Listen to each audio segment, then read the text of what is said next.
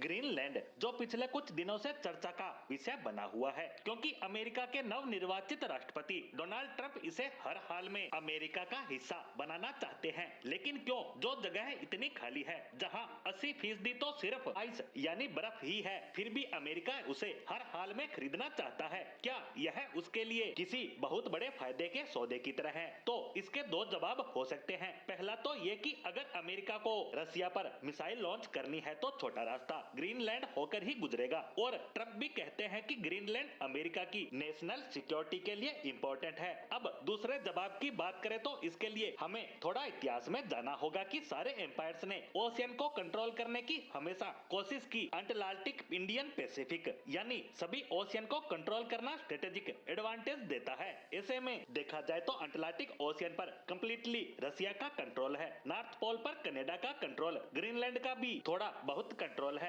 लेकिन अमेरिका यहाँ नहीं है।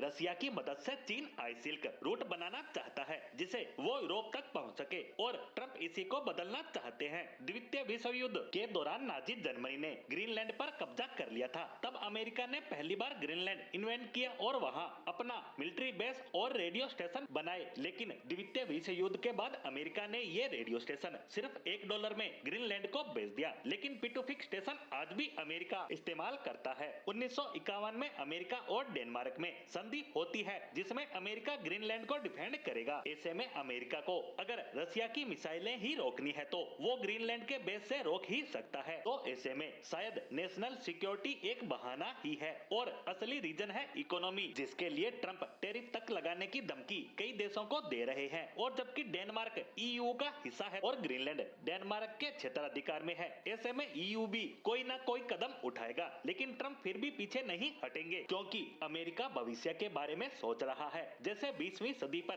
क्रूड ऑयल निर्यातक देशों का राज था, वैसे ही 21वीं सदी में रेयर अर्थ मिनरल्स इंपोर्टेड होने वाले हैं। और अमेरिकी रिपोर्ट के अनुसार 1.5 मिलियन टन मिनरल्स ग्रीनलैंड में मौजूद है, और बर्फ होने के कारण आज तक इसे कोई भी नहीं निकाल पाया है। और इसी क्षेत्र में अमेरिका चीन से पीछे है, क्योंकि चीन 80 से 90% मार्केट को कंट्रोल करता है। और ग्रीनलैंड को MTS countries in the world कहा जाता है, जहां सिर्फ 5,686 लोग रहते हैं, यानी हर इंसान को 7 किलोमीटर तक जगह मिल सकती है। और यह देश डेनमार्क पर पूरी तरह से डिपेंड है, क्योंकि ग्रीनलैंड पूरी तरह इंडिपेंडेंट नहीं है, वो डेनमार्क के किंगडम का एक हिस्सा है। ऐसे में अमेरिका ग्रीनलैंड के लोगों को पैसे का लालच देकर अपने पक्ष में मिला सकता है, जैसे उसने 1867 में रूस से अलास्का को खरीदा था। 1946 में यही ऑफर ग्रीनलैंड को भी दिया गया था, लेकिन तब डेनमार्क नहीं माना, जिसके लिए अमेरिका ने $100 मिलियन का ऑफर दिया था। और आज की बात करें तो जब ग्रीनलैंड के लोगों ने वोटिंग करके अमेरिका के विरोध में अपना पक्ष रख दिया है, तो ऐसे में अमेरिका के लिए सैन्य कार्रवाई करना रेड फ्लैग भी हो सकता है, क्योंकि ग्रीनलैंड के लिए यूरोपियन यूनियन और अमेरिका आमने सामने आ सकते हैं।